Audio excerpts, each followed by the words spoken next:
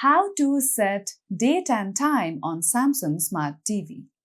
Now, once you are here on the main home screen, go to Settings. From Settings, select All Settings. Now, from here, go ahead and select General and Privacy. From here, scroll down below and you'll see Time. Tap on this option.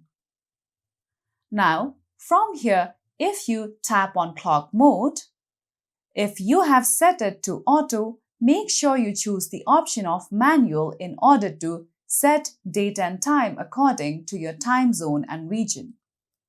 After this, if you select on the option of Date, you can change date, month and year according to your preferences, and you can do the same for the time as well. You can set time according to your location and region. So follow these easy steps in order to set date and time on Samsung Smart TV. So that's all for today's video, and at last, don't forget to subscribe to our YouTube channel.